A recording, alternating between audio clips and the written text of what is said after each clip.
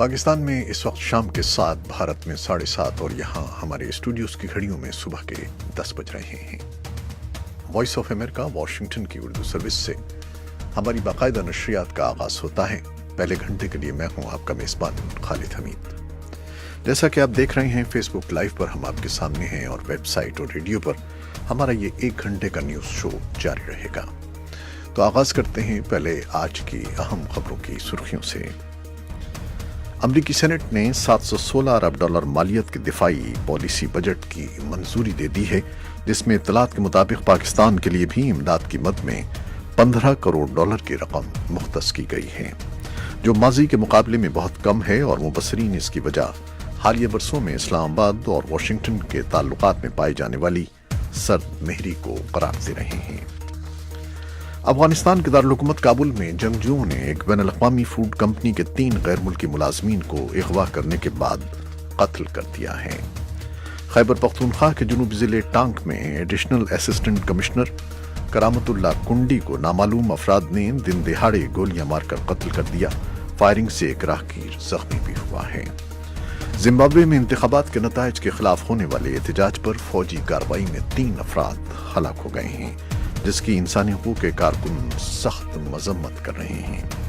چین نے جمعرات کے روز متنبہ کیا ہے کہ محصولات کا نفاذ دنیا بھر میں مایوسی پھیلائے گا، جبکہ ٹرمپ انتظامیہ دھمکی دے رہی ہے کہ وہ $200 ارب مالیت کی چینی درآمدات پر 25% تک محصولات کا اضافہ کرے گی۔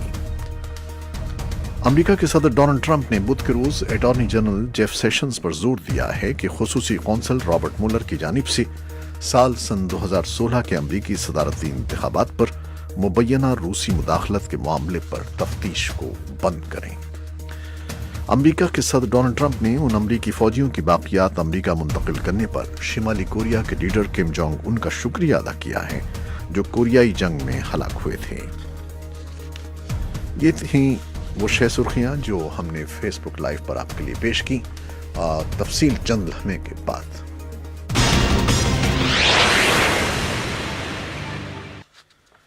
خبریں اب تفصیل کے ساتھ۔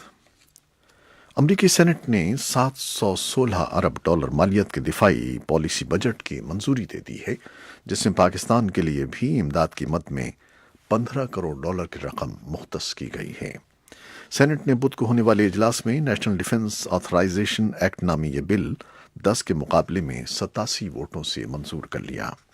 ہر سال منظور کیے جانے والے اس بل کے ذریعے کانگریس امریکی حکومت کے دفاعی اخراجات کے ساتھ ساتھ دفاع سے متعلق کئی اہم پالیسی امور کی بھی منظوری دیتی ہے۔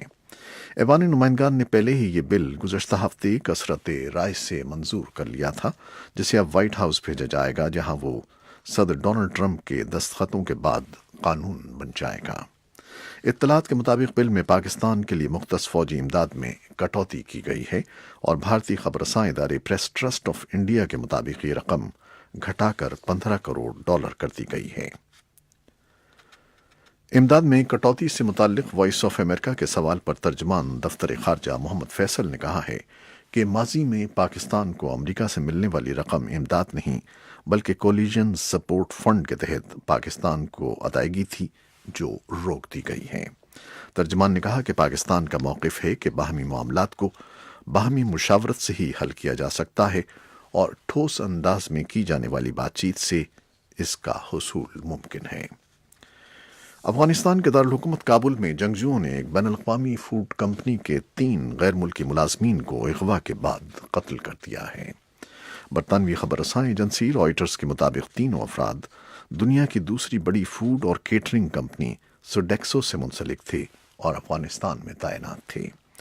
کابل پولیس کے ترجمان حشمت استانکزئی نے رائٹرز کو بتایا ہے کہ ہلاک ہونے والے افراد کا تعلق بھارت، ملائیشیا اور مقدونیہ سے تھا، اور تینوں سوڈیکسو میں باورچی تھے۔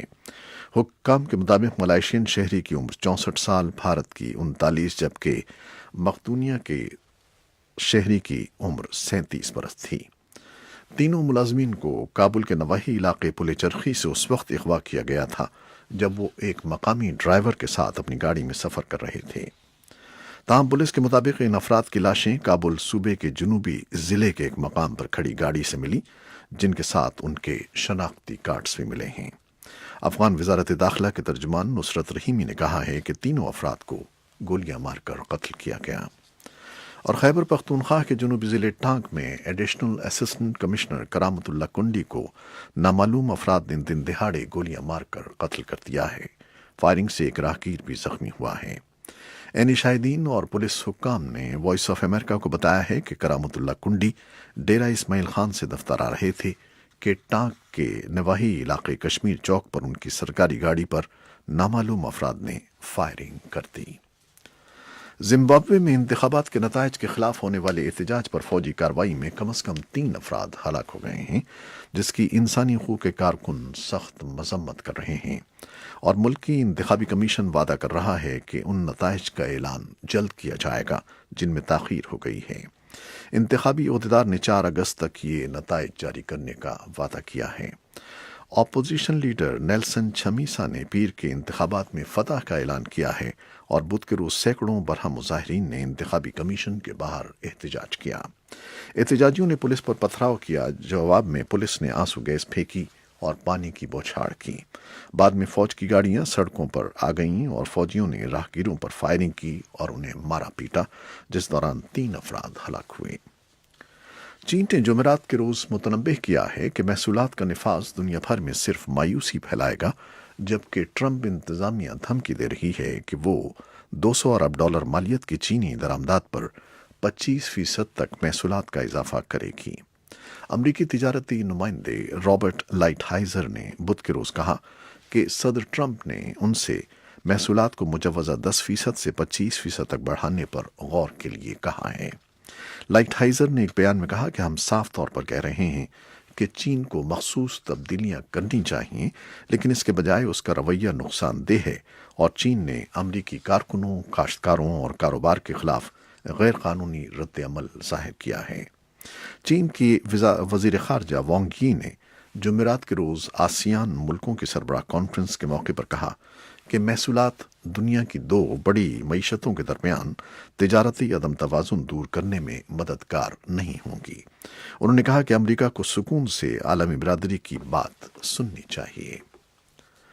صدر ڈونلڈ ٹرمپ نے بدھ کے روز اٹارنی جنرل جیف سیشنز پر زور دیا ہے کہ خصوصی قونصل رابرٹ مولر کی جانب سے سن 2016 کے امریکی صدارتی انتخابات پر مبینہ روسی مداخلت کے معاملے پر تفتیش کو بند کریں، حالانکہ 1 سال سے زیادہ عرصہ قبل سیشنز نے اپنے آپ کو چھان بین کے عمل سے الگ کر لیا تھا، چونکہ ان کے روس کے ساتھ رابطے رہ چکے ہیں۔ ٹرمپ نے کہا کہ ان کی صدارتی انتخابی مہم کی جانب سے روس کے رابطوں کے بارے میں مولر کی 14 ماہ سے جاری تفتیش انتہائی وحشتناک صورت اختیار کر چکی ہے۔ انہوں نے اپنے ٹویٹ میں کہا کہ سیشنز اب دھاندلی کی داستان بند کریں قبل اس سے کہ ہمارے ملک پر کوئی مزید دھبا لگ جائے۔ امریکی صدر نے کہا کہ باب مولر مکمل طور پر پھنس کر رہ گئے ہیں، اور ڈیموکریٹ پارٹی سے تعلق رکھنے والے 17 ناراض نمائندوں کے غلیظ کام میں الجھ گئے ہیں، جو معاملہ امریکہ کے لیے ذلت کا باعث ہے۔ صدر ڈونلڈ ٹرمپ نے ان امریکی فوجیوں کی باقیات امریکہ منتقل کرنے پر شمالی کوریا کے لیڈر کم جونگ ان کا شکریہ ادا کیا ہے، جو کوریائی جنگ میں ہلاک ہوئے تھے۔ صدر نے کہا کہ وہ کم جونگ ان کے ساتھ ملاقات کے منتظر ہیں۔ ٹرمپ نے بدھ کے روز اپنے ٹویٹ میں کہا کہ چیئرمین کم جونگ ان کا شکریہ جنہوں نے اپنی زبان کا بھرم رکھا اور ہمارے ان محبوب سپاہیوں کی باقیات ہمارے حوالے کی جو کوریا کی جنگ میں کام آئے تھے۔ صدر ٹرمپ کا یہ بیان اس کے چند گھنٹے بعد آیا ہے جب ریاست ہوائی میں 55 امریکی فوجیوں کی باقیات امریکی سرزمین پہنچنے کی ایک تقریب ہوئی، جس میں نائب صدر مائک پینس نے شرکت کی۔ پاکستان مسلم لیگ نون اور پاکستان تحریک انصاف عام انتخابات کو 1 ہفتہ گزر جانے کے بعد بھی ملک کے سب سے بڑے صوبے پنجاب کی وزارت اعلیٰ کے لیے اپنا نام فائنل نہیں کر سکی ہیں، لیکن دونوں جماعتیں صوبائی اسمبلی میں حکومت سازی کے لیے درکار ارکان کی تعداد پورا ہونے کا دعویٰ کر رہی ہیں۔ اور متحدہ قومی موومنٹ MQM پاکستان نے بدھ کے روز اعلان کیا ہے کہ انہوں نے نئی وفاقی حکومت کی تشکیل کے لیے پاکستان تحریک انصاف کی حمایت کرنے کا فیصلہ کیا ہے۔ اور سپریم کورٹ آف پاکستان نے پاکستان مسلم لیگ نون کے رہنما اور سابق وزیر مملکت طلال چودھری کو توہین عدالت کا مرتکب قرار دیتے ہوئے انہیں عدالت برخاست ہونے تک قید کی سزا سنائی ہے۔ یہ تھیں وہ خبریں جو فیس بک لائیو پر ہم نے آپ کے لیے پیش کی. ویب سائٹ اور ریڈیو پر ہمارا یہ شو ابھی جاری ہے. ہمارے ساتھ رہیے گا. فیس بک لائیو سے اجازت لیتے ہیں. اللہ حافظ.